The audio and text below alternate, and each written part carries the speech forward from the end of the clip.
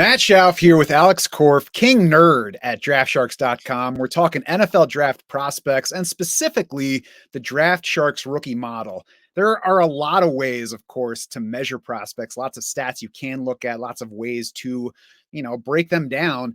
That, of course, also means there are a lot of ways to insert your own bias into your rankings. And Alex, we want to remove as much bias as possible from our rankings. And that's really the point of building something like this rookie model, right? Yeah. The goal of it was to remove any analysis biases that we can along the way. So we really split up a lot of these different pieces of this model. Whereas, like, I won't look at film or anything ahead of time just to make sure that I'm not biasing any of the data that's coming out on these guys. And of course, I call him King Nerd because he's the model builder. I know how models work. Well, no, I know that models work. I don't know how they work. I don't know how to build them, but they sure are helpful. And this one in particular, we're going to break down exactly what goes in and how you use it. There are three primary buckets to the Draft Sharks prospect model: analytics, film, and draft capital. All those things important to a prospect and his NFL and fantasy outlook. Subsections, of course, within each that we will get to. And like I said, we're here to break down exactly what feeds into the model and how you should use the results that come out. Alex, first bucket is analytics, and that starts with a production score. What is a player's production score, and how weighted is that to his final college season versus his entire career? It's not a secret. Productive college play or productive NFL players tended to be productive in college. Shocking, I know. So what we want to look at is what kind of production they had, yards per hour, outrun, looking at a lot in their final season or their best season, depending on how it went.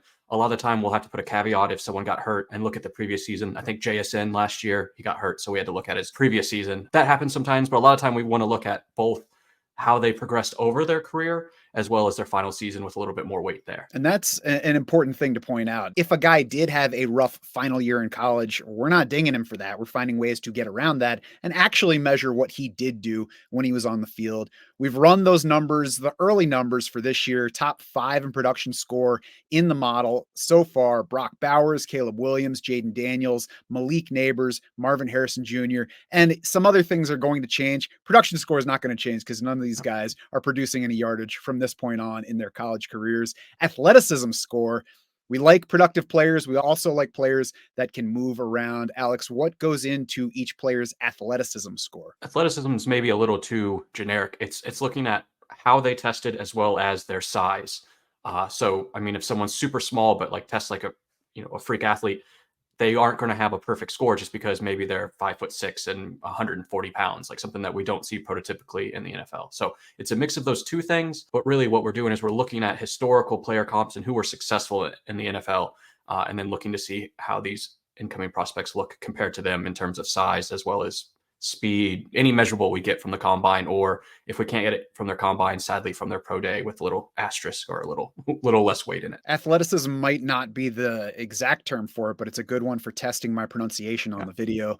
You mentioned that it depends on a player's size. It also differs by position, right? We're not using the same measure for a tight end as a running back. Yeah, exactly. And it matters a lot less, for example, at the wide receiver position, depending on the archetype of wide receiver. But for running backs and tight ends in particular, we really care about their athleticism. We've seen, especially tight ends, if you're an athletic freak, you have a better chance of being very productive in the NFL, which is what we want. And according to the model results for this year, Devin Culp is one of those tight ends that might stand out as a freak athlete that does something in the NFL. He is among 8 players who come out with an athleticism score of 0.8 or higher. He's joined by running back Isaac Garendo. People, I think, will be familiar with that guy as a speedster and good tester who did not produce in college. And we'll, talk more about that elsewhere. Wide receiver Xavier Worthy is also up in that top 8. Running back Jalen Wright, wide receivers Anthony Gould and Brian Thomas Jr., wide receiver Adonai Mitchell, and quarterback JJ McCarthy, interestingly, tops that position in athleticism. That could be a reason to like his fantasy upside beyond what the production might have said from his college career. Film grade is the next bucket here. And of course, film breakdown is part of each of our prospect profiles. also called dynasty value reports. But those aren't what go into the film grade here. We actually look at film grades from pro film grinders because those guys watch more film, have been doing it longer, have given us reason to trust them to varying degrees. Alex, who gets counted in this film grade? The two big ones, PFF, they grade every game for several seasons. So we'll look through those, and there's kind of like a weighted average by position. And then Lance over at NFL.com, I'm not going to say his last name incorrectly, but he's another one that has a lot of weight depending on the position. And then there's a couple others that have a less weight, but also pop up, but they're not as important as those two major ones. And of course, every year, I think we get the analytics versus film argument, which is stupid because you should be including both of those things. You can't just go analytics and ignore what a guy looks like on the field. And if you're old school and you think, oh, my eyes tell me everything I need to know, then you're an idiot because it does not tell you everything. And the film can definitely lie. So we include all of it. We're looking at all of it. We feed all of it into the model and try to get these outputs. The leaders in film grade this year, 8 guys scored 0.6 or higher in our film grade. That's Malik Neighbors, Jaden Daniels, Marvin Harrison Jr., Caleb Williams, Rome Odunze, Brock Bowers, Drake May, and Bo Nix, an interesting one. I think that's probably weighted more toward the end of his career. And maybe the bigger question with him is why he didn't do it for more of his career than just the end at Oregon. But interesting nonetheless that he scored so well in film grade. Yeah, I'd be curious to see. His prospect score can change significantly depending on where he gets drafted. Once you have a film grade that high, if he goes higher than we're anticipating, he's going to be very interesting to me. But right now, I'm kind of looking at that film grade, and it's almost disproportionately high compared to the rest of his profile. It's interesting. It made me look twice. One other item is better on film. Now, I can tell intuitively what that means, but what specifically does that mean that we're figuring out here? Kind of a key indicator that I like to use, in particular if you're looking for sleepers or some late round guys, I'm looking at players that are statistically significantly better scored on film than they did analytically. So their production or their athleticism was a little low, but their film scores were high. What this does is it allows you to just look for guys that maybe were held back for some reason. Maybe they tested poorly or something, but they popped on film. Some guys over the last 3 years that tested significantly better on film than everywhere else. Devin Achane, Rashad White, Brian Robinson, Ramondre Stevenson, Kyron Williams, Jerome Ford, Amon-Ra, Puka, Keaton Mitchell, all of those guys tested better and flagged in the model for being better on film because they had something maybe a little bit off on their analytical profile. So I usually will use those to definitely target guys in the 3rd or 4th round or maybe late 2nd that maybe didn't quite have the draft capital. This year, some players that scored better on film, Estime, Ray Davis, Javon Baker, Will Shipley, Tyrone Tracy, Cody Schrader, Quan Jackson. Some guys that I really am going to have a lot of equity in late in rookie drafts for sure. Yeah, anything that includes uncovering Amon-Ra St. Brown and Puka Nacua is certainly worth looking at going forward. Draft capital is the third component. And it's important. How important is draft capital to our outputs here? Well, the answer is it depends by position. So, for example, wide receiver, running back, quarterback, it has a little bit more weight than tight end. Quarterback in particular has very high and then a little bit less at running back, but it's really, so like the 101 in the NFL has the most weight. And if someone's going in like the 4th or 5th round for a running back, that value doesn't change much 4th versus 5th. So it has a lot of weight, really, because if you look at data over the last 20 years, draft capital is one of the best indicators of actual NFL success. So it's silly not to include it in your model. Don't double count it. You have to be smart about it. But really, that's what we're trying to do is have a model that's a little bit better than draft capital. So that means we have to use draft capital.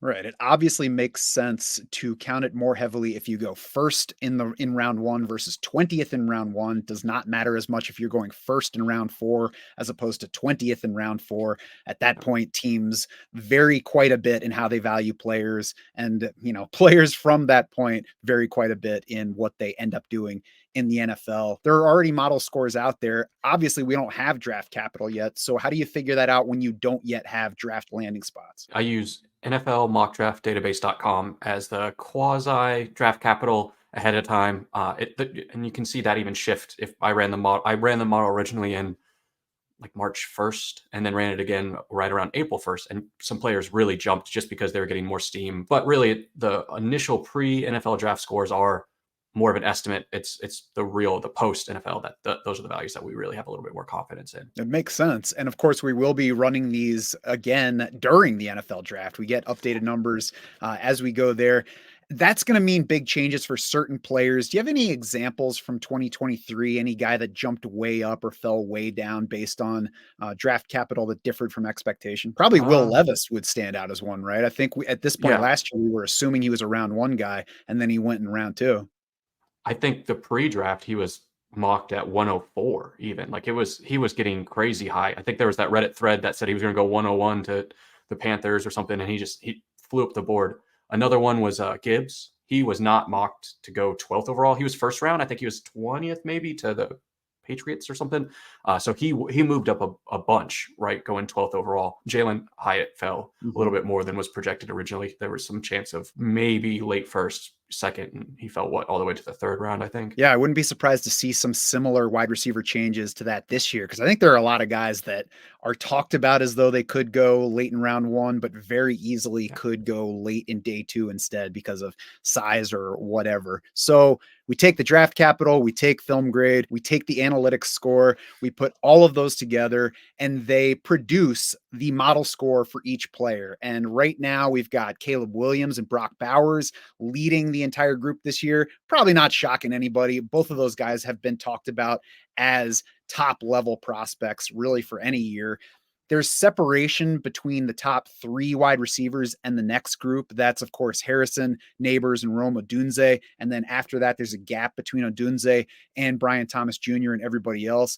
All four quarterbacks, interestingly, rank among our top 8 overall in model score. If we look back, Alex, at last year, we had our top 3 quarterbacks among the top 5 overall, and then Will Levis was 18th. So if everybody, I guess, had looked at the model score with us, maybe more people would have realized at that point that Will Levis really didn't belong with the top 3 quarterbacks in that draft. I mean, draft capital in particular for quarterbacks, we really want to see early first round if we can.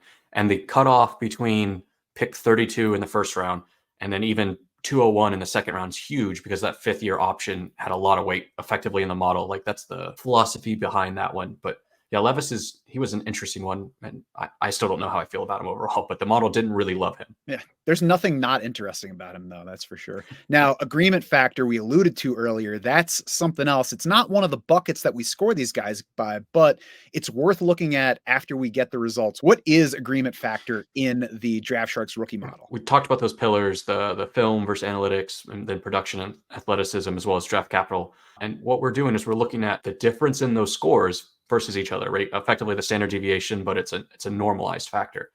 0 to 5. So if they have a score of 5, that means all of the pillars, all of the pieces of their profile pretty well lined up. That could be good.